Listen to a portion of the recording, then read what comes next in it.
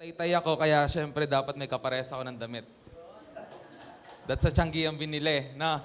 Support local tayo. Picture tayo mamaya, mga kaparehas natin.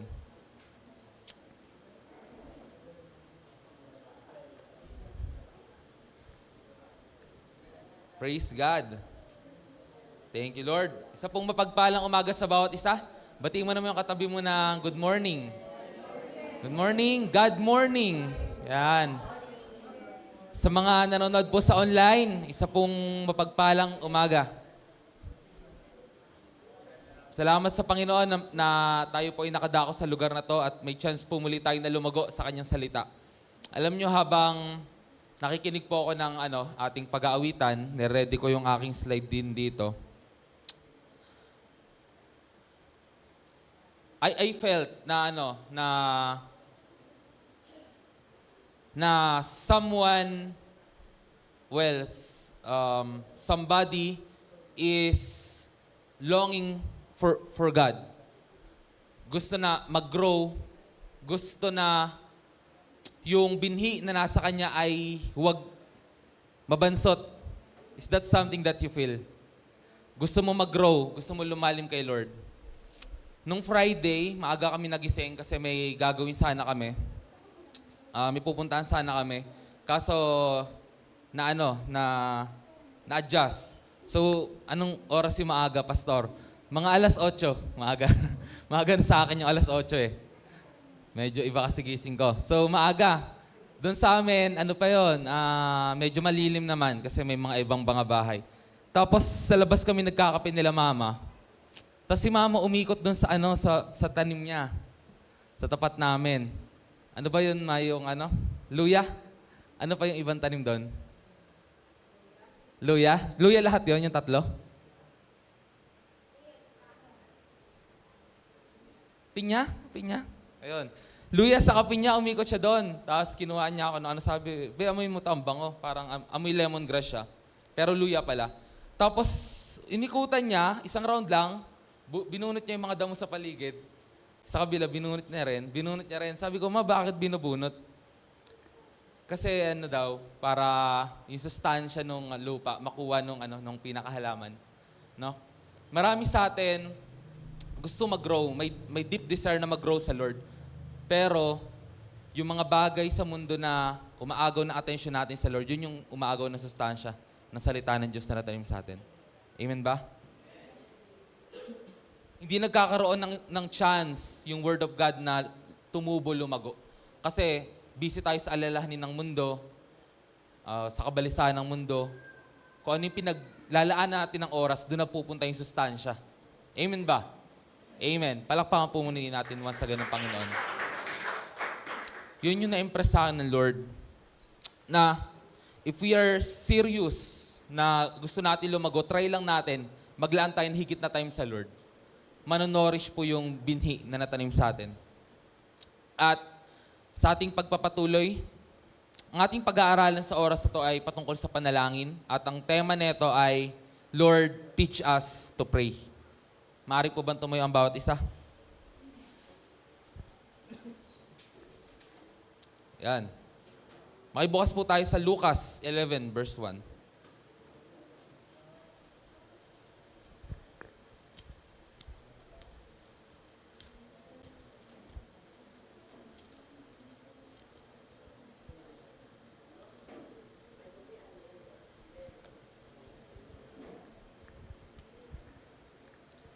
Amen ba? Nakita na po? Amen. Amen. 11, verse 1. Sabi po rito,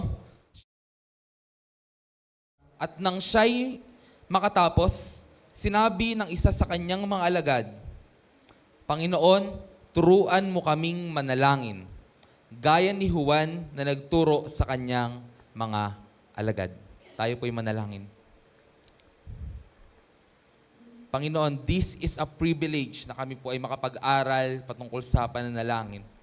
We know na ang aming teacher ay ang Panginoong Hesus.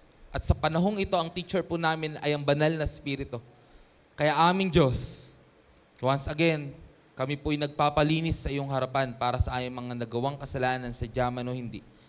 At sa aming pagpapatuloy, aming pong dalangin na turuan mo po kami, tulungan mo po kami. Gawin pong bukas ang aming puso't isipan, hinayaan ka po namin kumilos, kumubkob sa aming puso't isipan sa oras na ito. Salamat aming Panginoon. In Jesus' name, Amen. Amen. Makakaupo po ang bawat isa. Tatlong bagay ang tignan natin patungkol sa panalangin. Una, Jesus is our teacher.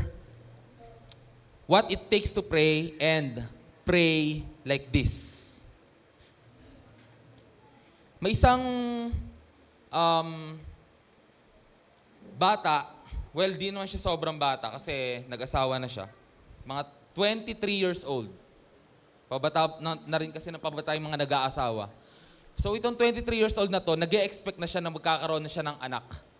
No? And anak na lalaki, yung ipapanganak ng kanyang asawa. Dahil lumaki siya na walang tatay, tinanong niya yung father-in-law or biyanan niya. Sabi niya, Tay, or Pa, yan. Sabi niya, Pa, expected ba natuturuan dapat nung tatay yung anak niya? Kung paano maging mabuting lalaki? How to be a good man? Ulitin ko yung tanong. Sabi nung bagong ama, or hindi naman sobrang batang ama eh. So bagong ama, sabi niya dun sa kanyang father-in-law, sabi niya, Pa, expected ba na turuan ng tatay yung kanyang anak na maging mabuting tao or maging mabuting lalaki? Malinaw na yung tanong. Nagulat kasi siya sa sagot nung kanyang father-in-law. Sabi ng kanyang father-in-law, hindi. Inulit niya yung tanong, Papa, expected ba na tuturuan ko yung anak ko na maging mabuting tao, maging mabuting lalaki? Kasi lalaki anak niya. Sagot ulit nung father-in-law niya, hindi. Hindi expected na turuan mo siya. Expected na maging example ka. Malinaw. Doon niya na-realize na yung ina-absorb ng mga bata is yung nakikita sa kanya. Pag naimodelo niya yung pagiging mabuting lalaki, kung paano gumalang sa mga kababaihan, sa mga nakatatanda, kung paano magkaroon ng disiplina, ng sipag sa pagtatrabaho, no? na paglayo sa bisyo, dun siya tunay na nagtuturo. No? Hindi lang kung ano yung sinasabi niya. So sa ating pag-aaralan ngayon, Jesus is our teacher. Hindi siya nagsabi na mag-pray kayo. Uy, mag-pray ka. Uy, pray ka. Ang ginawa ni Jesus, pinakita niya yung buhay ng pananalangin. Amen ba? Jesus is our teacher. Qualified po magturo ang Panginoong Yesus sa mga alagad kung paano manalangin kasi siya mismo nanalangin. No. Jesus modeled a life of prayer. Isang buhay na panalangin, buhay ng panalangin ang kanyang pinakita throughout. Mula pagkabata hanggang kanyang pagkamatay, siya po yung nananalangin. Pinakita niya po yan. Hindi niya po yan sinabi, hindi niya yung tinuro. Pinakita niya yung isang mabuting halimbawa. Kagaya ng mabuting ama sa kanyang mga anak na nagiging halimbawa. Mahirap naman kasi, di ba? Iba yung sinasabi ng tatay sa ginagawa ng tatay. Siyempre, mga tatay, minsan, ayaw talaga nating mapasamay anak natin. No? Pero tayo, hindi natin alam na yung ginagawa natin, yun yung ina-absorb ng mga anak. Kaya kung ano yung ginagawa ng tatay, usually, yun na rin yung gagawin ng anak. No? So if we really want to teach our sons and daughter how to behave, how to have discipline, sa atin dapat muna mag-umpisa yun. Amen ba? Jesus, umagang-umaga pa lang, binodel na niya yung life of prayer. Sa Lucas 11 verse 1 yan. No, sabi rito, siya'y nanalangin sa isang lugar at nang siya'y makatapos, sabi ng isa sa kanyang mga alagad, Panginoon, turuan mo kaming manalangin. Siya'y nanalangin sa isang lugar at nang siya'y makatapos, ano to? Madaling araw to. No? Inantay nilang makatapos si Jesus sa pananalangin dahil excited silang tanungin, Panginoon, turuan mo kaming manalangin. Na-curious na sila eh. Itong mga alagad na to at si Jesus, magkakasama sila Araw-araw, for 3 years. Walang lihim sa buhay nila. Nakita nila yung routine ng buhay ni Jesus. Nagigising yan bago pa sumikat ang araw, pupunta na yan sa lugar na secluded sa kanila. Humihiwalay talaga yan. Tapos uuwi yan na medyo may araw-araw na, tapos start na ng ministry. No? Jesus modeled a life of prayer.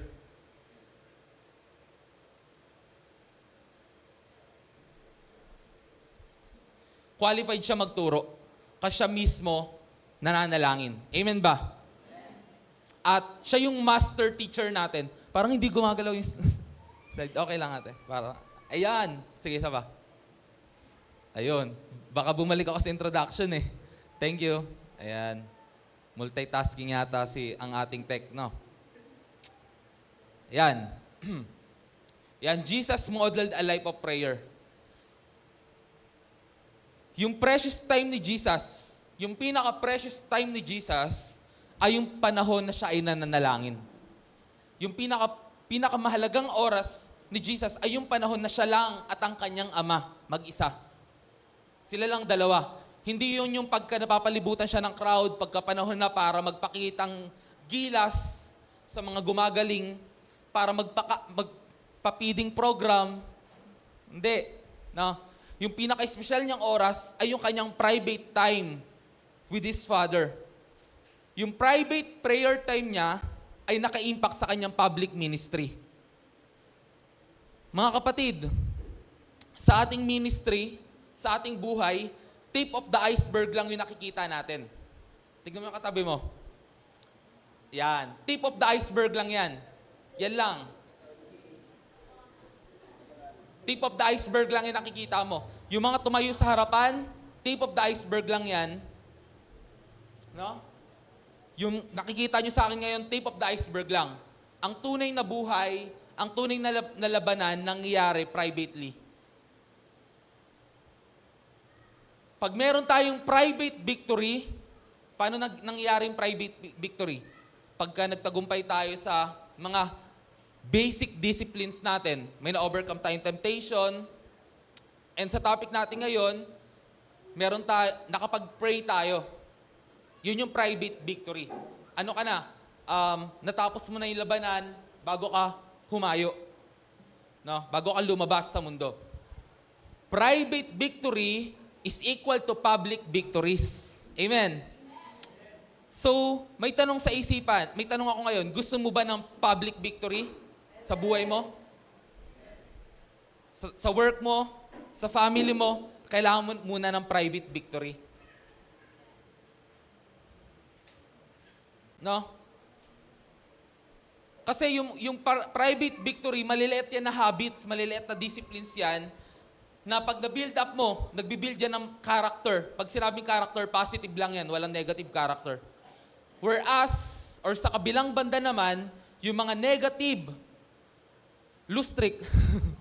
Pag lose streak ka, anong mangyayari sa'yo? Maliliit na lose streak lang. Bababa yung yung winning rate mo. Kahit maliliit lang na lose streak, di ba, makakapekto siya. Ganun din, yung negligence natin, yung maliliit nating pagpapasaubaya, hayaan mo na, minsan lang naman. Hindi muna ako magsisimba ngayon. Ngayong Sunday lang naman, hindi muna ako magsisimba. May online naman.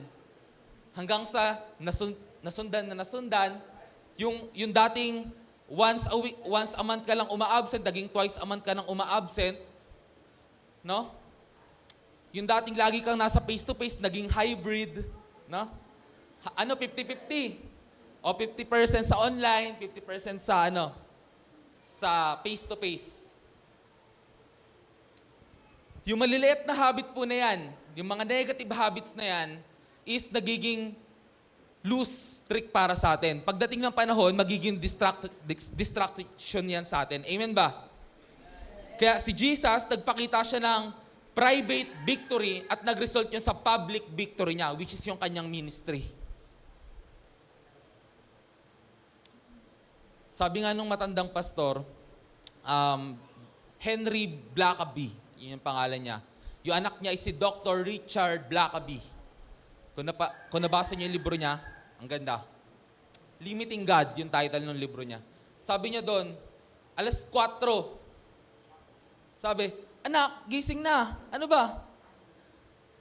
Yung ang dami nang napapahamak na pupunta sa impyerno pero ikaw tulog pa rin. Ganun yung mindset ng mga pastor na yon, yung mga matatandang pastor na yon. Meron pa kay Pastor Yonggi Chu. Pastor Yonggi Chu. Ano siya, Korean. Pinuntahan siya ng mother-in-law niya. Ano ba? Gising na. 4:00 rin yata. Bumangon ka na dyan, meron tayong prayer, may dawn watch tayo. Ano ba, nag-backslide ka na ba? Ganun siya. Nag-backslide ka na ba? Sa kultura nila, sobrang taas ng respeto talaga sa mga mother-in-law. Pag yung mother-in-law na yung nagsalita, may problema na talaga. Kailangan mo ng solusyonan. No? So, kailangan natin ayusin yung ating private time. No?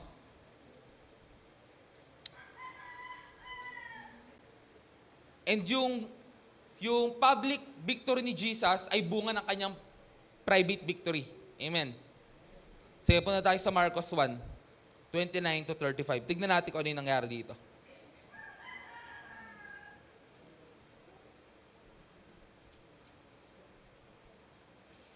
Yan. Pagkalabas sa sinagoga, pumasok sila sa bahay ni Simon. Sige, dito ko lang basahin, no? At Andres, kasama sina Santiago at Juan, at ang biyan ng babae ni Simon, si Pedro to, ay nakahiga na nilalagnat at agad nilang sinabi kay Jesus ang tungkol sa kanya.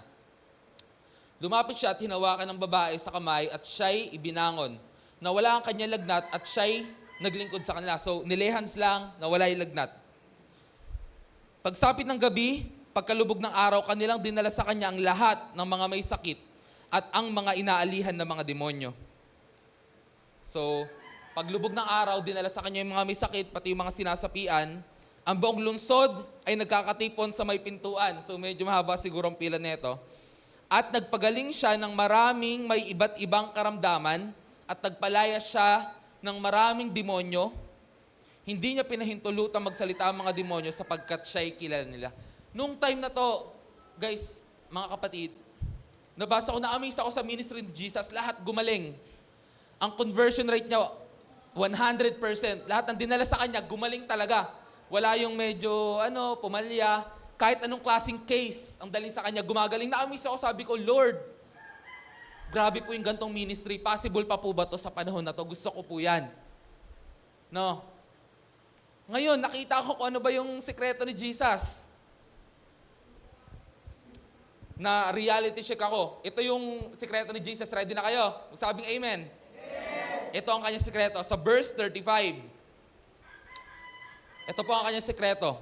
Karugtong lang po kasi ito, pinaghiwalay na siya ng mga topical, ng mga passage, no? Pero karugtong lang siya. Sa verse 35, nang madaling araw, ito na, medyo napakamot na ako. Nang madaling araw, habang madilim pa, mga anong oras yan? 4:00, 5:00? 4? 6? Sana nga 6, no? Depende. 3? Grabe, no? Nang madaling araw habang madilim pa, pagbangon ni Jesus, ay lumabas siya at nagtungo sa ilang na lugar at doon ay nanalangin. Teka lang, Lord, sabi ko. Ito pala yung kailangan kong bayaran para makamit yung gantong klaseng public victory or katagumpayan sa ministry. Reality check talaga.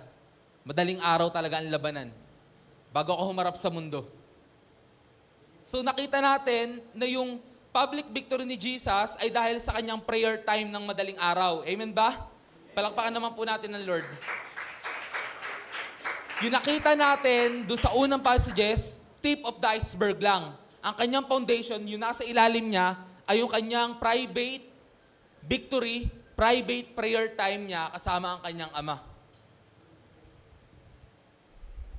The disciple asked Jesus to teach them to pray, not to preach or heal the sick.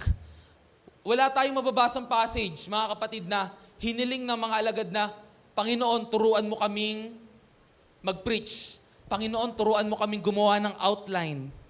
Balik tayo sa natin, sa main points natin. Panginoon, turuan mo kaming magpagaling na may karamdaman. Panginoon, turuan mo kaming lumakad sa tubig. Wala. Pero ang kanilang hiniling, Panginoon, turuan mo kaming manalangin. Na-curious ako, bakit ganito yung klaseng tanong nila?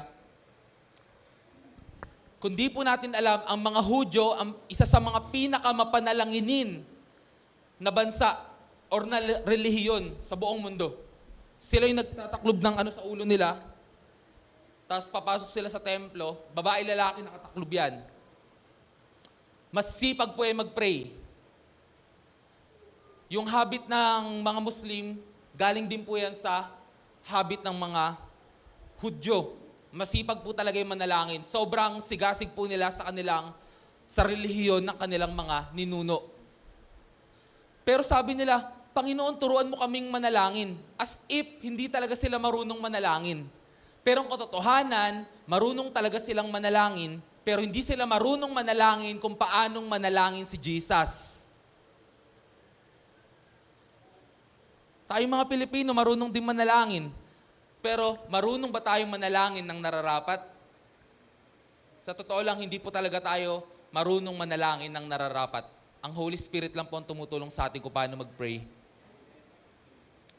So, sa puntong ito, para silang mga bata, na-curious sila.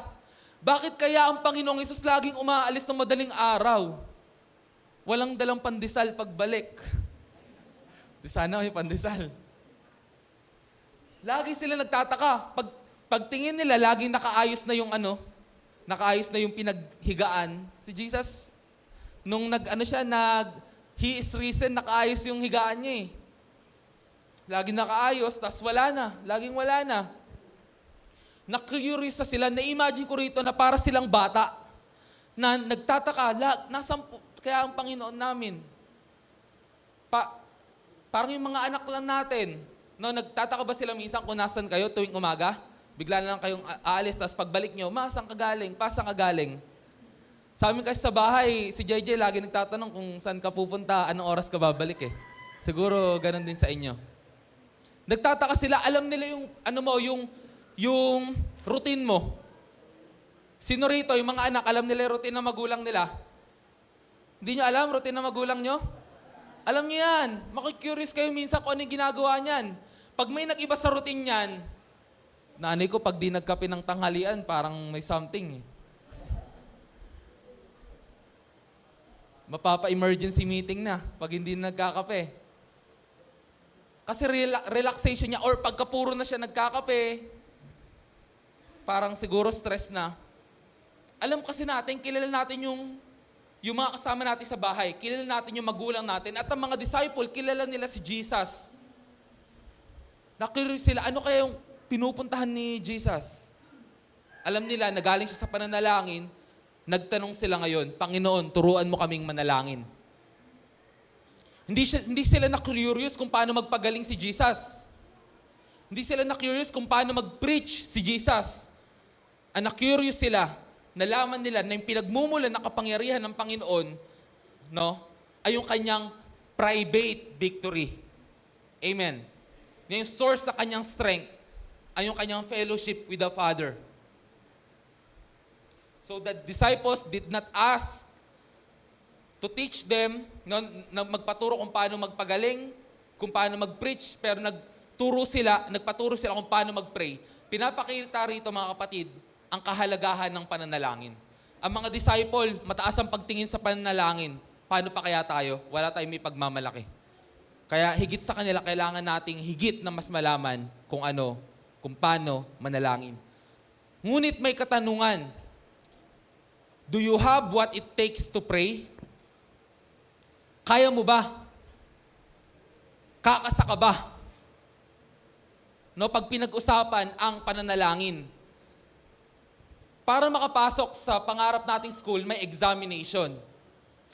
Kung papasok ka sa UP, Los Baños, Manila, or Diliman, kung saan man, may tinatawag na UPCAT. Alam niyo ba yung UPCAT? University of the Philippines College, ano ba yan? Admission test. College admission test ba yun? Yan. UPCAT, meron pang PUP set, no, PUP set, ganyan. Meron din sa RTU, meron din sa URS Binangonan, no, URS. Merong qualification bago ka makapag-enroll. And mga kapatid, ang pinag-uusapan natin, as if mag-enroll tayo sa School of Prayer ni Jesus. So do you have what it takes? Ito po ang kailangan upang tayo ay makapanalangin. Relationship is a must. Sabi mo sa tabi mo, relationship is a must. Kailangan ng relationship. Hindi mo kailangang pumasok sa in a relationship, ha? Ngunit, kailangan mo ng relationship sa Diyos. Kailangan mo ng relationship sa Diyos bago maging effective yung iyong mga pananalangin. Meron po tayong tinatawag na generic relationship with God or universal, ganito na lang, universal relationship with God. Dalawang relationship to, no?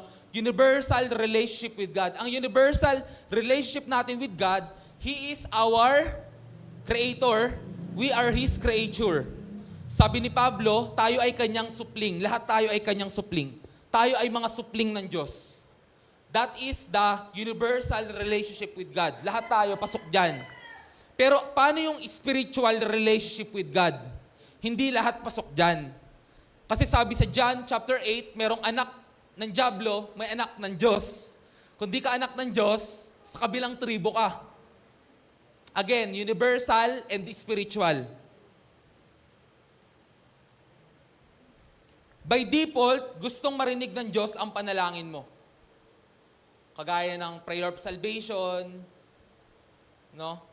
Prayer ng pagtulong, prayer of mercy, prayer of grace. Uubra yan dahil tayo ay universally supling tayo ng Diyos. Ngunit kung gusto mo ng mas higit na mas malalim na panalangin, kailangan mo ng relasyon. Hindi uubra kay Lord yung small talks. If ang panalangin natin kay Lord hanggang ngayon ay small talks pa rin, hindi siya sasampa. Maririnig yan ng Lord, pero hindi siya magiging as effective as prayer na may relationship. Amen. Ano ba yung relasyon na kailangan nating i-build up or i-restore with God? Una, father and child relationship. Sa Lucas chapter 3, makikita natin dito, Ama naming nasa langit, panalangin ng Panginoong Hesus. Ama naming nasa langit, doon siya nag-umpisa. Ibig sabihin, merong relasyon. Kung may criteria sa pananalangin, ang pinaka-best na criteria, may relasyon ka ba sa ating amang nasa langit? Sapagkat sabi rin Santiago, sa Ama nagmumula ang lahat ng mabuting bagay. No? Ito yung nagmumula sa itaas, nagmumula sa Ama.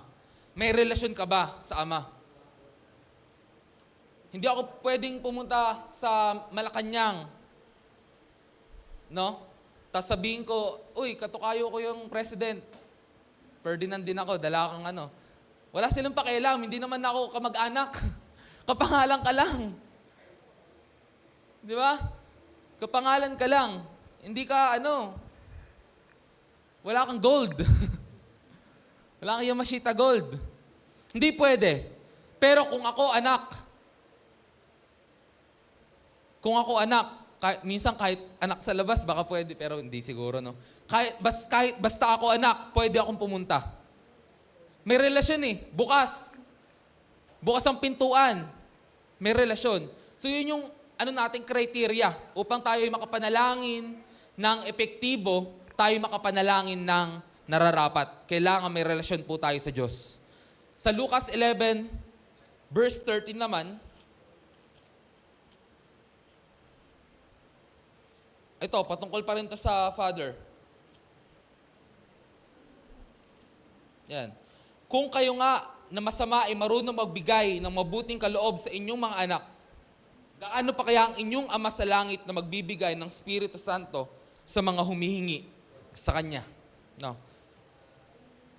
Kung ang Ama sa lupa ay nakapagbigay ng mabubuti, walang iniisip na makakasama sa kanyang mga anak, higit pong lalo ang ating Ama nasa langit. Na bago pa tayo mag-pray, alam na po niya yung kailangan natin. Pangalawa, relationship is a must. Ano yung next level ng relationship? Or actually, ito yung lower level pero same na may relationship. Friend. No? Friend. Lucas 11 verse 8. Sinasabi ko sa inyo, bagaman hindi siya bumangon, ito yung may kumakatok, 12:00 may kumakatok para humingi ng tinapay. Bagaman hindi siya bumangon at magbigay sa kanya ng anuman dahil siya ay kanyang kaibigan, ngunit dahil sa kanyang pamimilit, siya ay babangon at ibibigay ang anumang kailangan niya. Ibibigay niya hindi dahil sa magkaibigan sila, pero dahil mapilit yung kaibigan niya. Kaibigan pa rin naman. Pero dahil mapilit yung kaibigan niya, ibibigay niya. Mga kapatid, kung may ganito tayong klaseng relationship sa ating Diyos, nakita ko na to eh. Yung mga nakikita ko, mga nagpipray, may mga usual nagpipray na fatherly. Yung minsan may takot magpray, may mataas na paggalang sa pagpipray, pero may mga nagpipray din na kausap niya yung kanyang kaibigan. Pwede rin po yun, mga kapatid. Open ka. Hindi ka na nag-iisip ng mabubulaklak na salita. Sinasabi mo lang, Panginoon, Lord, ito po yung pinagdadaanan ko ngayon. Panginoon, ito po yung kailangan ko ngayon. Tulungan mo po ako dito. Nagiging open ka. Hindi mo na kailangan masyado ng formality. Hindi mo na kailangan masyado ng mabubulaklak na salita. Sa halip, kung ano yung tunay na laman ng puso mo, binubuhos mo sa Diyos. Meron kang deep na pangangailangan. Ano ka? Para kang desperado sa Kanya. No? Dalawang klase, fatherly prayer or friendly prayer. Mas open yung relationship. Hilingin natin sa Panginoon na maranasan natin yung ganong klaseng panalangin. Fatherly prayer and friendly prayer. Sa mga Israelita, dati hindi uubra yung friendly prayer, mga kapatid. Lahat ng prayer sa mga Israelita dati ay fatherly prayer. Mataas yung paggalang sa Diyos, maraming mga salita na ginagamit, which is effective naman. Pero, pakinggan niyo ako mabuti, sa panahon ngayon, yamang ang Panginoong Hesus ang ating punong pari at hari, representative sa langit, pwede na tayo maka-access. Usually, pag lumalapit ako sa Panginoon, sinasabi ko, Lord, alang-alang sa ginawa ng Panginoong Hesus, pinapag-pray ko po. I-remind mo ang Lord na ikaw ay nasa likod ni Jesus. Alang-alang sa Panginoong Hesus, Lord, gawin mo po ito, pinapag-pray ko po. Ito po sana yung gusto kong mangyari. Alam mo, naging open ka na. Hindi nawawala yung paggalang, pero nandun yung confidence na lumapit sa harapan ng Diyos. Ito po, mga mahal kong kapatid, nangyayari siya usually sa private prayer time natin sa Lord. I-acknowledge natin na nakakalapit lang tayo sa Diyos dahil kay Jesus. No? Prayer address in the name of Jesus. Ito na. Nag-iba na po yung way ng pananalangin. Mula nung lumang tipan hanggang sa panahon ngayon, iba na po yung way ng pananalangin. Dahil sa panahon ngayon, sinugo na po ang Panginoong Hesus, namatay na siya, at muli na po siyang nabuhay. At ngayon po ay nakaluklok po siya, kasama ng Diyos. Iba na po yung pananalangin natin. Dahil meron na po tayong representative sa Holy of Holies. Meron po tayong dakilang saserdote, no, na nag-alay na kanyang buhay para sa ating mga kasalanan. Iba na po yung sistema ngayon. Ito na po yung tinatawag na New Covenant. So sa panahon ng New Covenant, ang pananalangin ay addressed in the name of Jesus. Para tayong papasok sa bahay na hindi tayo kakilala. No? Subukan mong pumasok sa bahay nila nila Dave, sabihin mo lang, nandiyan po ba sila Kuya Dave? Nandiyan po ba si Dave, Kuya Dave? Kahit hindi ka kilala, pero dahil binanggit mo si Kuya Dave, ay pasok, upo ka muna. Try nyo. Joke lang, baka may mga kriminal na pumasok na. Ay, wag po sa online. Hindi ko sabihin yung address nila, di ba? Pero salon, pwede nyo i-try. Or sa ano? Just sa shop. Bakit? Bakit sila pwede pumasok? Kasi nga, dahil kay Kuya Dave. Nandiyan po ba si Kuya Dave? Ay, wala. Sige, pasok ka muna. Di ba? Pwede. Dahil kay Dave, ganun din kay Lord. Pwede na tayong makalapit sa dakong kabanal-banalan dahil backer natin si Jesus. Kaya pag tayo mananalangin, humingi tayo sa Diyos sa pangalan ni Jesus. Paano ba mag-pray? Usually kasi naririnig natin, ito po'y aming panalangin sa pangalan ni Jesus. Amen. Tama po yan. Pero pwede rin natin gawin, o aming Diyos, lumalapit kami ngayon sa iyo sa pangalan ni Jesus. Umpisa mo na. I-open mo na. Wala kang maipagyayabang. Pag mina-answered prayer ka, wala ka na ipagyayabang kasi tinugon ka ng Diyos alang-alang sa kanyang anak na nagbubo ng dugo para sa iyo. Kaya, pag tayo'y nagpipray, minsan dumadaan pa tayo sa mga santo. Minsan, sa mga panalangin natin, ina-acknowledge natin na kala natin kaya natin, pagmamalaki po yun.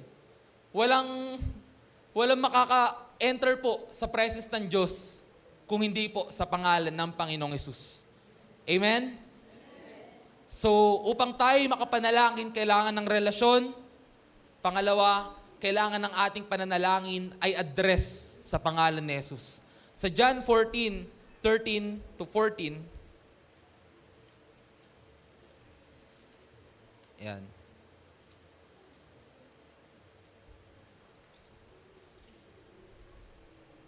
Ito. Anumang hingin ninyo sa aking pangalan ay aking gagawin upang ang Ama ay maluwalhati sa pamagitan ng anak. No? Kung kayo'y humihingi ng anuman sa pangalan ko, ay gagawin ko. Si Jesus, siya yung mag-aasikaso. Kailangan yun mangyari. No? Anumang hingin natin sa Diyos, sa pangalan ni Jesus, ay gagawin niya upang maparangalan ng Ama sa pamagitan ng anak. Parang may chain of command pa rin no? Yung glory pa rin, kay Jesus pa rin yung glory, hindi pa rin sa'yo. Sabi, upang maparangalan ng Ama sa pamagitan ng anak. Yung glory is toward the Father sa pamagitan pa rin ni Jesus, hindi pa rin tayo sa pamagitan natin. Even as hindi pa rin tayo makapagbigay ng sapat na papuri at pagsamba dahil at ang ating mabubuting gawa, ang ating praise and worship, even, ay maduming basahan lamang. Ngunit dahil sa Panginoong Hesus, pwede na, katanggap-tanggap na, nilinis na. Amen. Pumasa na sa quality assurance, kumbaga. And finally,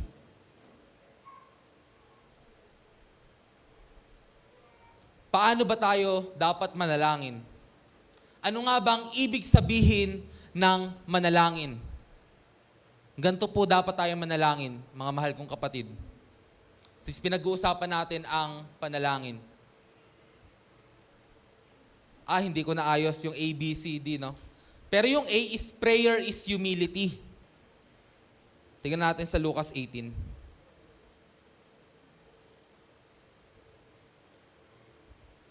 Anong verse dyan? 10-14. Dalawang lalaki ang pumunta sa templo upang manalangin. Ang isa'y Pariseo, ang isa'y maniningil ng buwis. No? Pag sinabing maniningil ng buwis, ito yung mga makasalanan, especially sa panahon dati.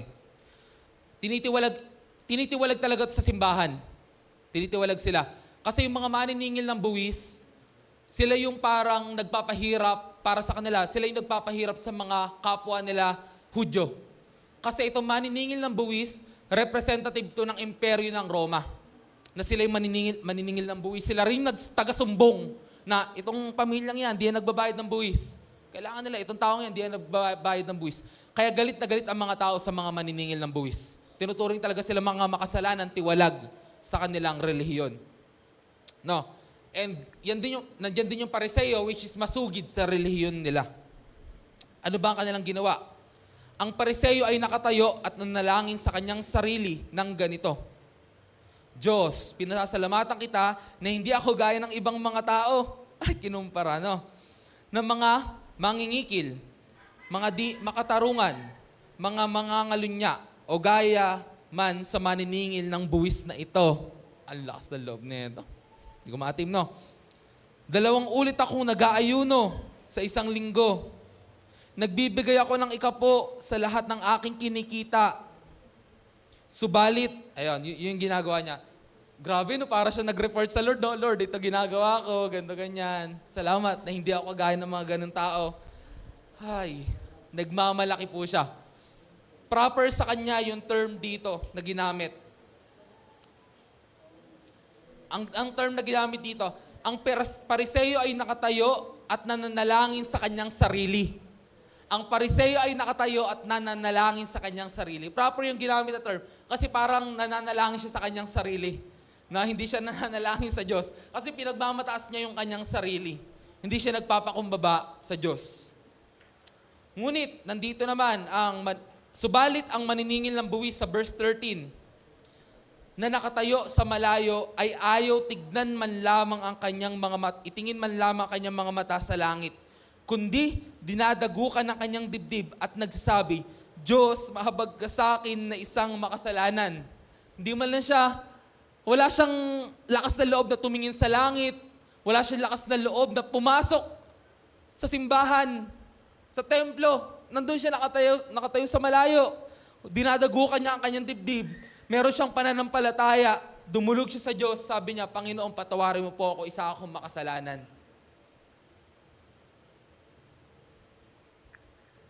Nung puntong yon, sabi dito ni Jesus, sinasabi ko sa inyo, na naog patungo sa kanyang bahay ang taong ito na inaaring ganap sa halip ng isa. Sapagkat ang bawat nagmamataas sa kanyang sarili ay ibinababa, ngunit ang nagpapakababa sa kanyang sarili ay siyang tinataas. Tinataas, no? So humility. Nakita ko rito, sabi ang term, no, nagpapakumbaba sa kanyang sarili.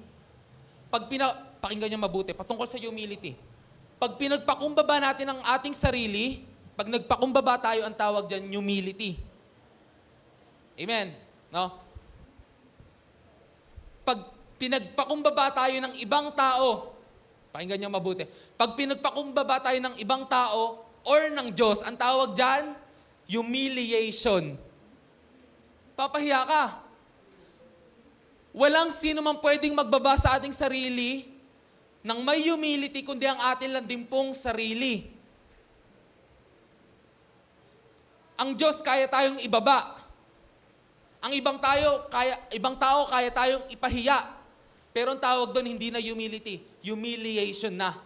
Ang siyang nagpapakataas, binababa. Ang siyang nagpapakababa, tinataas. Ang Diyos ang gumagawa. Pag tayo nagpakumbaba, Diyos ang magtataas sa atin. Prayer is humility. Pag sinabing humility, hindi wala kang tinitignan na privilege. Wala kang inaangking iyo. Wala kang pinagmamatuwid sa harap ng Diyos. Kaya nga, sabi sa bungad ng panalangin, Our Father in heaven, hallowed be thy name. Maitaas nawa ang iyong pangalan. Sapagkat ang ibig sabihin ng humility ay binababa mo ang sarili mo at tinataas mo ang Diyos. Hindi pwedeng tataas mo Diyos, mataas ka rin. Pantay kayo ng Diyos. Hindi mo pwedeng angkinin yung mga mabubuting gawa ng Diyos sa buhay mo ay dahil sa'yo. Ito'y dahil sa Diyos. Prayer is humility. Ang prayer na walang humility, walang silbing prayer. Because prayer is an act of dependence. Umaasa ka sa Diyos. Nagpapakumbaba ka sa Diyos, inaangkin mo, Panginoon, hindi ko po kaya, kailangan ko po ang tulong mo. Amen po? Prayer is accordance to God's will. Hallowed be thy name, your kingdom come, your will be done on earth as it is on heaven. Mangyari ang kalooban mo No? Kung paanong sa lupa, kung paano sa langit, ganoon din sa lupa. No? Ama naming nasa langit, sambahin nawa ang ngalan mo, mapasa amin ang kaharian mo, kung paanong ano ba yung Tagalog nun? Tingnan natin yung mismong term ng Tagalog. Ito. Nawa ang pangalan, dumating nawa ang kaharian mo, sundin ang loob mo. Yan. Dito sa lupa, gayon din sa langit. No? Yun yung term. Sundin ang loob mo, dito sa lupa, gayon din sa langit. Okay na yun ate. So, prayer is seeking the will of God. Nililinya mo yung sarili mo sa kalooban ng Diyos. Pag nagpipray ka, tas gusto mo rin masunod yung sarili mong kalooban, huwag ka nang mag-pray sa Lord. Kasi mas makapangyarihan yung kalooban ng Diyos kaysa sa kalooban ng tao. Alam ng Diyos yung makakabuti sa'yo kaysa yung alam mong makakabuti sa'yo. Mas kilala ka ng Diyos, sa totoo lang, kaysa kilala mo yung sarili mo. Kaya nung sinabi ni Jesus na, Pedro, itatatwa mo ko ng 3 beses. Pagkatapos, titila ako manok. Sabi ni Pedro, hindi po, Panginoon. Dadaan muna sila sa ibabaw ng aking bangkay bago kita itakwil. Kilala ni Jesus si Pedro. Alam niya rin yung mangyayari. Ayun, sad boy. Nakatingin sa malayo. Tinatuwa niya si Jesus eh. Naalala niya lahat ng pagtilawak ng manok. Naalala niya lahat. Mga kapatid, higit po tayong kilala ng Panginoon kaysa kilala natin ang ating sarili. After all, siya po ang lumikha sa atin. After all, alam niya po yung full potential na nilagay niya sa atin. So pag tayo'y nananalangin, dapat according to God's will. Many years ago, natutunan ko ito, na ang sikreto upang lagi kang tutugunin sa iyong panalangin. Ulit. Ang sikreto para tugunin ka sa iyong mga panalangin, always, 100%. Gusto niyo malaman? Magsabi amen. Ito. Upang tugunin ka lagi sa iyong panalangin, ang ipag-pray mo yung kalooban ng Diyos. Natawa sila Ate Laura, no? Nakakatawa rin talaga kasi pagkalooban ng Diyos, minsan yun yung hindi mo gusto. Minsan yun yung masakit. Pero nagpipray ka nga ng kalooban ng Diyos eh. Pagkalooban ng Diyos ang pinagpray mo, aba, gusto ng Lord gawin yan. Agad-agad. Kalooban ng Lord eh. Natutupad yung plano niya para sa'yo eh. Hindi mo pinipilit. Hindi ka naglilikot. Yung po ang sikreto upang tugunin po tayo 100%. Hilingin po natin, Lord, yung kalooban mo. No, hindi yung i-describe mo na yung kalooban mo kay Lord. Na matangos, puti, graduate ng ganito, ganyan. No? Ayun, may mga may pangalan. Pangalan na, may drawing. No? Ayan, pray accordance to God's will. Tignan din natin yung James 4:3.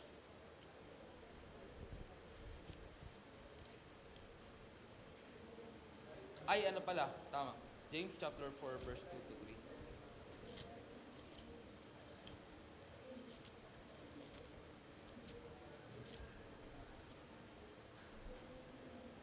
Ito. Kayo'y naghahangad at kayo'y wala. Kayo'y pumapatay at kayo'y nag-iimbot at kayo'y hindi nagkakamit. Okay? Kayo'y naghahangad at nag-iimbot, ngunit kayo'y hindi nagkakamit. Kayo'y nag-aaway-away at nagdidigmaan. Kayo'y wala sapagkat hindi kayo humihingi. Ito, verse 3. Kayo'y humihingi at hindi tumatanggap sapagkat humihingi kayo sa masamang dahilan upang gugulin ninyo ito sa inyong mga kalayawan. Humihingi pero yung hinihingi niya makasarili. Hindi natutugon. No? And finally, 1 John 5:14-15.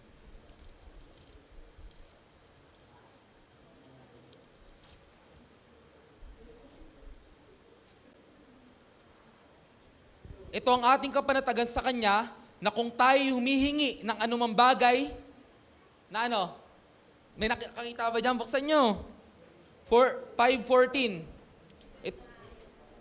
Tayo humihingi ng anumang bagay na ayon sa Kanyang kalooban, tayo'y pakikinggan niya. Ayun. Humingi tayo ng ayon sa kalooban ng Diyos. And 100% tutugunin po talaga tayo ng Lord. Amen? Ayun. Because prayer is aligning yourself sa kalooban ng Lord. Kung ang kalooban ng Lord nandito sa keep right, kung umovertake ka, balik ka sa linya mo. Isik mo yung kalooban ng Lord, babalik ka sa linya mo. Yun yung mindset mo, Panginoon, kalooban mo ang mangyari. Prayer is asking, seeking, and knocking. 9 to 10. Lucas 11, 9 to 10. Extend tayo ng onti, no guys? Okay lang? Okay lang ba? Extend tayo onti. Amen? Ayun, thank you. 11.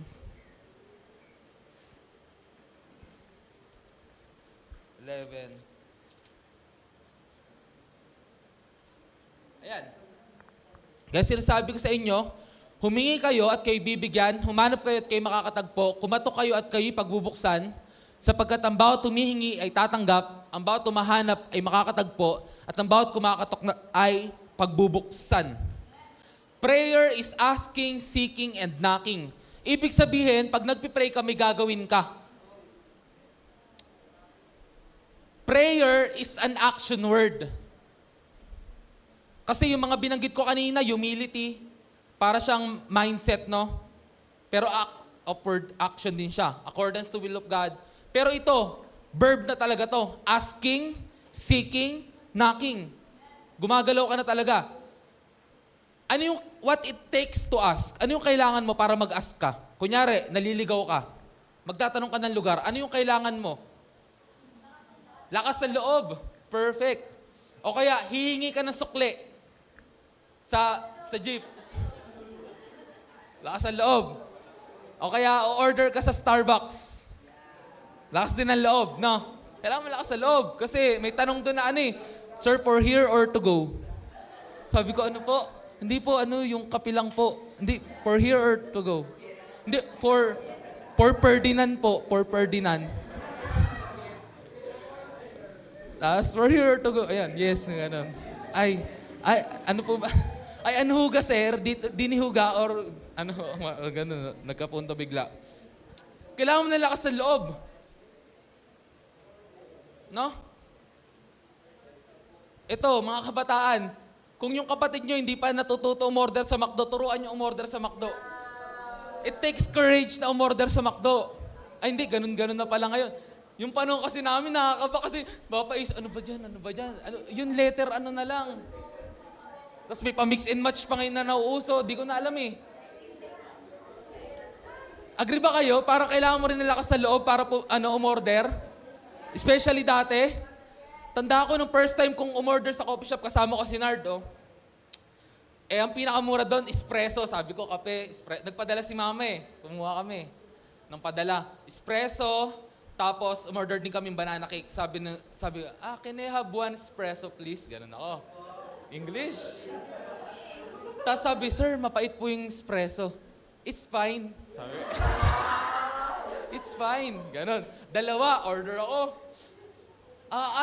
Tapos, bread po, sir. Ayan yung bread. Sabi ko rin, yung banana cake. Dumating espresso, ganito kalaki. Sabi ko, ano to po to, sir? Tapos, yun po espresso. Tapos, can I have sugar? Alam, espresso ganun, isang shot. Ganun pala espresso, kaya 50 lang. Isang shot. Kasi 50 lang espresso, tapos yung mga sumunod, mga 120, mga ganito, ganyan. 50 lang willing namin ibayad. Ayun. Medyo nag-search na ako ng kape after nun. Paano umorder, no? Kailangan ng lakas ng loob pag nag-ask ka. And ang kagandahan dito, yung lakas ng loob natin, pag magpipray tayo, galing kay Jesus. Amen! Ayun na. May lakas ka ng loob lumapit sa Diyos dahil kay Jesus. Na hindi ka mapapahiya, na hindi kayo tataboy pag magpipray ka. Ang gusto nga ng Ama, para sa kanyang mga anak, nagpipray, humihingi, hindi humahanap ng sariling diskarte. Naalala ko, sabi ni Kuya Darwin, pag may kailangan yung mga anak ko, kinausap ko na pag may kailangan kayo, pag may hingin kayo, huwag kayong hihingi sa lola mo. Bibigyan ka nila, pero ang gusto ko, sa akin kayo hunang humingi. Kung may kailangan kayo. Ayaw niya na mahanap ng sariling diskarte yung mga bata kasi nandyan ang tatay nila. Especially mga bata yon. No? Ano kaya yung bata dahil may bibilhing ano ba to? Salad. Yung salad dyan, masarap 8, no? Nangalakal, nagtapyas ng ano ba to? Tanso. Ginagawa ng kapatid ko yun eh. Tinatapyas niya yung mga tanso eh. Tapos, yung mga nakabang sa aming bakal, mga inuuga-uga, tapos papakilo niya. Dahil mga mga na sariling diskarte, tapos nagpapakilo ng mga taing bakal. Dami dati sa dulo ng mga taing bakal eh. Mga ganon. Anyway. So, prayer is asking. Ito next. Praying is seeking. Pag sinabing seeking, madali ba maghanap or mahirap? Mahirap maghanap. Yung sa Waze nga lang, pag may pupuntahan ka, hahanapin mo. It takes time. Ganon din mga kapatid. Prayer takes time. Pag hide and seek, no? Pagka tagu-taguan, lilipas ang oras bago mo mahanap yung pinakahuling kailangan mong hanapin. So, una, it takes confidence. Pangalawa, seeking takes time. Kaya pagka nagpipray tayo, it takes time. Huwag natin isipin na pag nag-pray tayo, okay na yun, nasabi na natin yung kailangan natin sabihin. It takes time. Pag mag-pray tayo para sa isang tao, it takes time. Sabi ni Pastor, 2 to 3 minutes para maipag-pray mo ang isang tao. O, ilan yung tao? Ilan yung naliligaw sa'yo na kailangan mo ipag-pray? 2 to 3 minutes yan. Sample lang yon. Paano ba mag-pray ng para sa tao? Pinopokus mo yung taong yun sa isip mo. Iniisip-isip mo siya, tapos iniisip mo yung makakabuti sa kanya. Ganun po mag-pray ng tao. Parang yung spotlight nilalagay mo sa kanya, tapos binibless mo siya. Iniisip mo yung makakabuti sa kanya, tapos pinagpipray mo siya. Ganun po mag-pray ng tao. No? I-practice po natin yung ipag-pray po natin yung mga taong mahalaga sa atin, especially mga mahal natin sa buhay. Iisip-isipin mo siya, tapos parang mo siya lalagyan ng spotlight, tapos lahat ng makakabuti sa kanya, lahat ng kailangan niya, hihingin mo sa Diyos. Ganun po mag-pray para sa taong mahal natin. No? Seeking takes time. Finally, knocking. Actually, pahirap to ng pahirap eh. Pag magsisik ka, kikilos na yung katawan mo. Finally, knocking. Knocking, anong kailangan sa knocking? Effort. Nakakaumay, di ba? Paulit-ulit kang kumakatok. Walang sumasagot. Ito yung mas mahirap. Magiging persistent ka. Alam ko talaga, nandyan yan. Kung ako, mukha na akong Bombay minsan, no? Nandyan yan. Nandyan yung tsinelas eh. Nandyan yan. Kakatok ako, nandyan yung tsinelas, oh. Nandyan yan, hindi pwedeng wala. Oh. Kakatok ako. Sabi ni Lord, humingi ako eh, kakatok ako. Ganun po, mga mahal kong kapatid. Kaya tayo kumakatok kasi alam na natin nasa likod na ng pintuan yung sagot sa ating panalangin. Amen? Yun na. Ipe-persist mo na, Lord. Kasi nakita mo na kalooban ng Lord eh. May word of God na from that.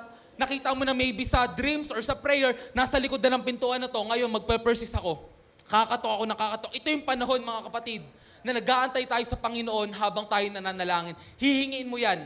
Makulit ka, hihingiin mo yan sa Panginoon. Lord, gawin mo po. Ganun. Ang na-practice ko, natutunan kong klase ng pananalangin. Panginoon, alang-alang po sa iyong mabuting pangalan, gawin mo po. This is for your own glory. Pinapag-pray ko, Lord God. Gawin mo, Lord. Do not delay it. Nagiging open ako sa salita sa Panginoon dahil may confidence ako sa kanyang anak. At alam ko na hiningi ko nasa likod. Tandaan niyo ba yung pinag-aralan natin? Substance of faith. Pag dumating ka na sa knocking, meron ka ng substance of faith. Ang substance of faith, mga kapatid, meron ka ng pinapanghawakan. Ang unang katugunan ng Panginoon sa bagay na iyong pinapanalangin ay kapayapaan. Pag dumating ang kapayapaan, kasunod na ang katugunan. Pag dumating ang katugunan, nandun naman ang kaligayahan. Amen. Fullness of joy na po yan. Pag dumating na po ang katugunan, kaya huwag kang titigil sa kakakatok. Praying is asking, seeking, and knocking. Pero karamihan sa atin, asking lang. Panginoon, pagpalayo po si ganito, si ganyan. Panginoon, dinadalangin ko na ganito, ganyan. Asking lang. Wala yung seeking. Hindi ka willing magbabad. Hindi ka willing magantay. Pag nagsisik ka, nag-aantay ka eh. Ay, ano yan? Yung hinahanap ko, ano yan? Kakatiulo niyan, didighay, maririnig ko yan kung nasaan. Parang ganon, something. Or para kay Lord, inaantay mo yung tugon ng Lord. Hinahanap mo yung kanyang presensya. Umaalis na tayo agad, wala pa, hindi pa natin nararanasan yung presensya ng Lord. Though nandun naman siya lagi. Tayo lang yung insensitive. Wala. Asking lang, wala nang seeking. Alam nyo ba mga kapatid, pag tayo umabot sa seeking, si Lord mismo nagbibigay ng katugunan sa point ng pananalangin na yun. Because prayer is a communication and communication is two-way. Habang humingi ka sa Panginoon, kinakausap mo siya, tumutugon siya. Mga kapatid, tumutugon po talaga si Lord. Gawin natin, mag-pray tayo, tas tumahimik tayo after natin mag-pray. Nakaluhod ka, nakatungo ka, lumuhod ka, mag-antay ka sa Panginoon, si Lord magpapakita ng tugon. Hindi pwedeng hindi. Ilang beses na po pinaranas ng Panginoon. And pagtayo mo sa pwesto mo na yon, nasa inyo yung kapayapaan ng Diyos. Minsan makikita mo talaga yung pinakatugon. Vision, magpapakita si Lord ng vision. Or mangungusap siya sa'yo. Ganun po, mangusap ang Panginoon. No? So, asking, seeking. Ngayon, pag nakita mo na yung tugon ng Lord, may pinakita na si Lord na tugon sa'yo, usually sa dreams, or mismo habang nagpipray ka, yun ngayon ipupukpok mo sa panalangin. Meron ka ng assurance, ipupukpok mo na sa panalangin. Next mong gagawin, ibibigkas mo yung salita na yon. Sasabihin mo, salamat sa Panginoon, nakabili ako ng bahay. Salamat sa Panginoon, gumaling ako sa karamdaman. Yun na yun. Malinaw po ba? Amen?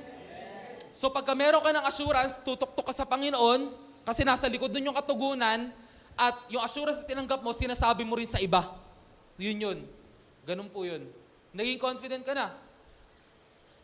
Wala yung evil eye na yan. Nauso ngayon, wag mo i-post yung mga, yung mga goals mo or something. Kasi may evil eye. Meron akong friend sa Facebook, lahat ng sentence niya may evil eye. Para pang kontra sa mga may balak na masama. Evil eye yan, anong idudulot niya na mabuti? Pag nasa yung Panginoon, nasa yung katugunan, ang pinagpalang Panginoon hindi pwede sumpain. Hallelujah. Palakpakan naman po natin ng Diyos. Hallelujah. Papuri sa iyong pangalan ng aming Diyos. And karugtong din neto, prayer is persisting. Masipag ka, pinipersist mo, consistent ka na lumulod sa Panginoon. It is not giving up. Persistent, ibig sabihin, hindi ka pa bago-bago ng isip. Sa Lucas 18 verse 1, isinalaysay ni Jesus sa kanilang isang talinghaga kung paanong sila'y dapat laging manalangin at huwag manlupaypay.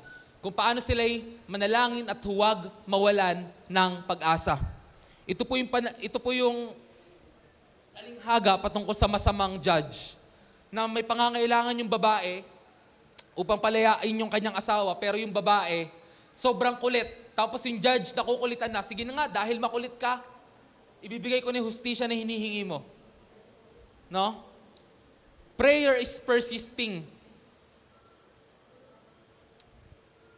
Yung mga anak natin, kaya lang naman nagpe-persist yan kasi alam niyang nangako ka. Di ba? Tita, tito, nanay, tatay, papa, di ba sabi mo ganito ganyan? Ayun, yari ka na. Di ba sabi mo? Matalino yung mga yan. Magaling, matandain talaga yan sa petsa, sa panahon. Kasi inaantay nila yan eh. Matandain yan. So, prayer is persisting. Ibig sabihin din ng persisting, hindi ka pa bago-bago na isip. Sapagkat kung pa bago-bago ka na isip, wala kang tatanggapin sa Diyos. No? Tingnan natin sa Lucas 1, 6-8.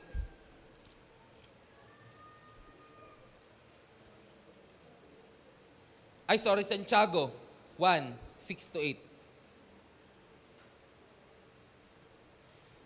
Ngunit humingi siyang may pananampalataya na walang pag-aalinlangan, no? Sapagkat ang nag-aalinlangan ay katulad ng alon sa dagat na hinihipan at pinapadpad ng hangin, no? Minsan dito, minsan diyan, okay? Sapagkat ang taong iyon ay hindi dapat mag-akala na siya'y tatanggap ng anumang bagay mula sa Panginoon. Siya ay isang taong nagdadalawang isip, di matatag sa lahat ng kanyang mga lakad. Pag tayo'y humihingi sa Panginoon, huwag dapat tayong pabago-bago ng isip. Kung may faith tayo, dapat firm tayo sa nais natin hingiin sa Panginoon. Yan, persisting. Hindi tayo nawawalan ng pag-asa.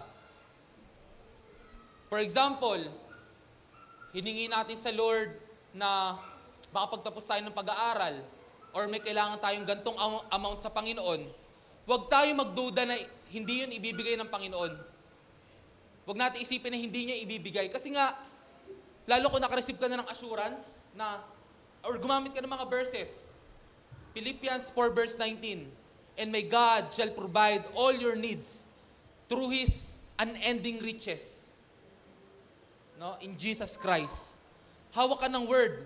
Doon din nagmumula assurance eh. Again, pinagmumula ng assurance, no? Word of God. Pangalawa, revelation from God. Pangatlo is yung word ng mga prophet. Usually ganon. So, una kang lumapit sa word of God. Pag meron na yung persist mo, huwag kang magbabago ng isip. Huwag mo isipin na hindi naman itibibigay sa akin ng Panginoon. Yan. Finally, prayer is believing. Anin nga naman natin yung panalangin kung walang paniniwala. Kasi yung paniniwala ay pananampalataya. No? Matthew 21 verse 22. Ayan, last slide naman na yan. Sige pa, ayan. Anumang hingin ninyo sa panalangin, itatanggapin ninyo kung naniniwala kayo. Sayang yung pananalangin mo kung di ka rin naniniwala na tutugunin niya ng Lord.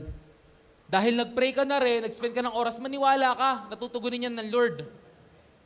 Pag naniniwala ka, ibig sabihin hindi ka gumagawa ng sarili mong diskarte. Sa totoo lang, yun muna. For example, ganito. Minsan kasi ginagawa natin ng solusyon agad eh. Mag-antay ka muna sa Lord, wag mo munang gawa ng solusyon. For example, hindi ko kayo sinasabihan na wag kayong gumawa ng solusyon. No, pero pag nag-pray tayo, kunyari, kunyari sa trabaho, ganyan. Matagal ka nang walang trabaho, may gusto kang applyan na trabaho. No? Tapos, meron kang, may dalawang, tumawag sa'yo, natanggap ka na. Pero pagpipilian mo kung sino doon. Ngayon sabi mo kay Lord, Panginoon, ano ba yung kalooban mong maging trabaho ko sa dalawang yan? Dahil ikaw, naiinip, ang gagawin mong diskarte, kukumputin mo, mas malayo to wag yan. Ito, mas malaki sahod yung benefits, mukhang okay. Ibig kong sabihin, nagpipray ka, pero gumagawa ka ng sarili mo diskarte. Mag-antay ka muna sa Lord. Nagpray ka eh. Maniwala ka na may tugon siya. Mag-antay ka. Ang term, pray and wait. Pray and wait. Pero wag ka naman forever wait. Pagka time na para umaksyon, mag-action ka. Action ka na by faith. Sapagkat ang currency, ang kayamanan ng mga tunay na Kristiyano ay ang kanilang pananampalataya. Faith is the currency of Christians. No? Yun yung currency natin. Kaya yung mga tunay na mayayaman na Kristiyano, sila yung nagpapakatatag sa kanilang faith. Amen. And, ayan. Prayer is humility. Prayer is accordance to God's will. Prayer is asking. Prayer is knocking. Asking, seeking, and knocking. Prayer is persisting. And prayer is believing. Tingnan natin sa next. Yan. Pray like this. Sabi kasi kanina, Lord, teach us to pray. Ito pala talagang ibig sabihin yan, mga kapatid. Basahin natin, Lord, teach us to be humble. Yan pala talagang ibig sabihin yan. Lord, teach us to pray according to your will. Lord, teach us to seek, ask, seek, and knock. Ang prayer pala ay pagiging persistent. Teach us to be persistent. And finally, praying is believing. Lord, teach us to believe.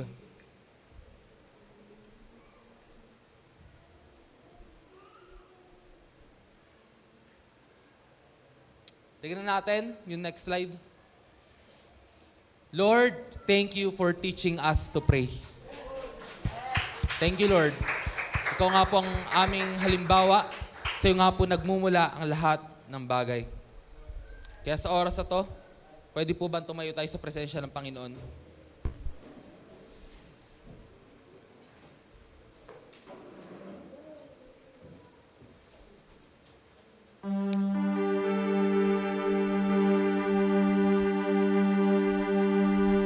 Sino sa oras na to, mga kapatid, na magsasabing, Panginoon, mula sa oras na to, ako'y mananalangin. Ang sinasabi ng Panginoon patungkol sa pananalangin, pagiging humble. If we want to pray, we need to learn to be humble. If we want to pray, we need to pray according to God's will. If we want to learn how to pray, we need to learn how to ask, seek, and knock. To be persistent and to believe.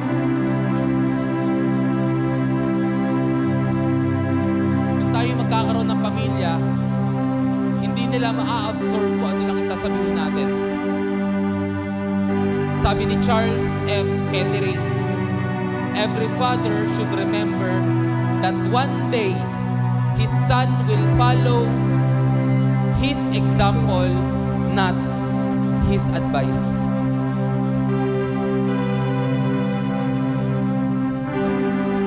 Paano ang Panginoon ay naging mapanalanginin, maging ganun din po nawa tayo.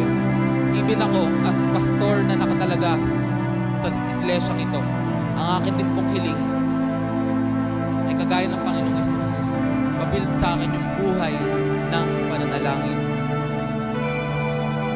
Sama-sama tayo dito, mga kapatid.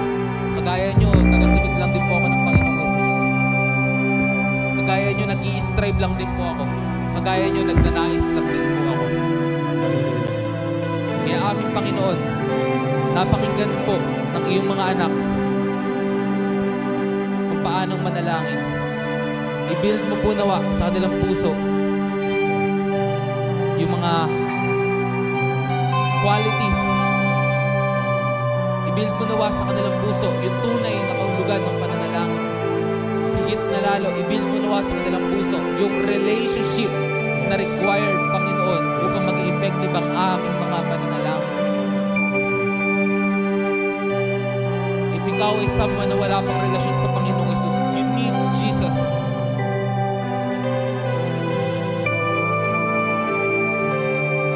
Seek Him, pray to Him, know Him. O God, maraming salamat sa iyong patuloy na pagtuturo. Banal na Espiritu, hindi po namin alam kung ano mangyayari after this preaching. Ngunit pinapag-pray ko po ayon sa iyong kahabagan na ikaw po ang mangusap sa akin, mga kapatid, na ma-apply po namin ang aming mga napag-aralan.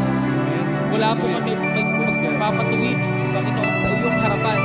Sa halip ang prayer po namin, O God, i-guide mo po kami, i-remind mo po kami, turuan mo po kami, kung maaaring konsensyahin mo po kami, sapagkat nais mo namin ng buhay na lumalago.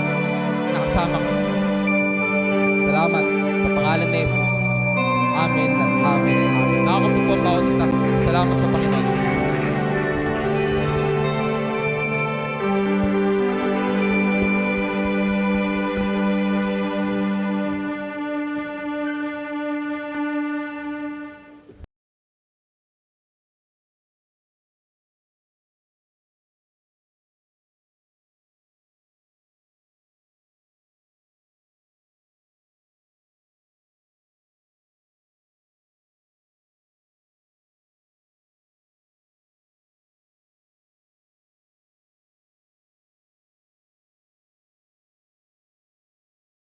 Narinig mo na ba? Narinig mo na ba? Narinig mo na ba? Narinig mo na ba na ang Diyos ay magbubuhos ng masaganang pagpapala? Tumanggap ng kaligtasan, kalayaan, kapahingahan at kapayapaan, kagalingan at katugunan sa lahat ng ating mga pangangailangan. Ang Jesus Christ, our Deliverer Christian Fellowship ay nakahandang maging daluyan ng masaganang pagpapala para sa iyo. Samahan niyo po kami sa gawain ng Panginoon. Maaabot ka kahit sa loob ng iyong tahanan through our different online platform. You are invited. Come, join us! Halina, tara! At ihandog ang ating mga pasasalamat, pagpupuri at pagsamba sa ating Diyos na buhay. Be online and be blessed. Be online and be blessed. Be online and be blessed.